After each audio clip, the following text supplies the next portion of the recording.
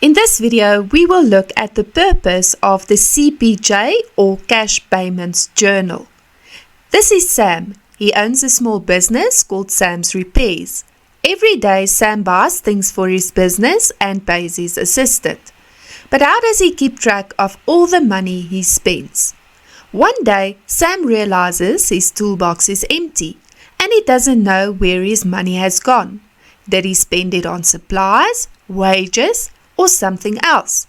That's when Sam learns about the Cash Payments Journal or CPJ. Now, every time Sam spends money, he writes it down in the CPJ. This way, he knows what he paid, how much he paid, and who he paid.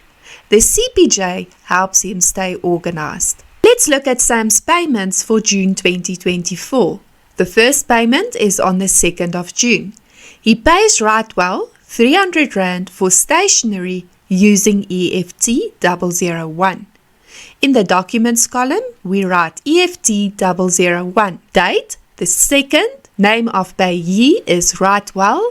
In the bank column, R300, and in the stationery column, R300.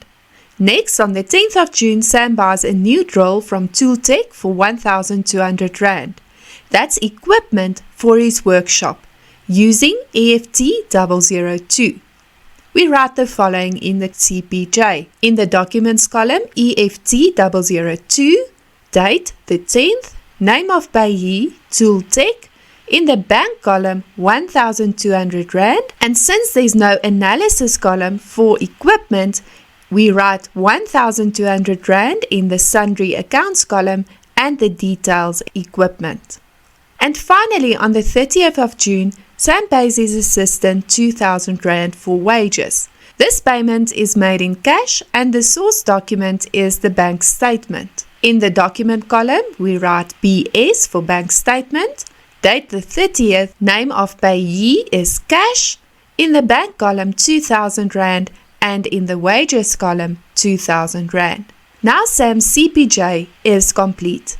Every payment is written down with the correct amount, the name of the payee, and the reason for the payment. Remember, the CPJ makes keeping track of business spending simple.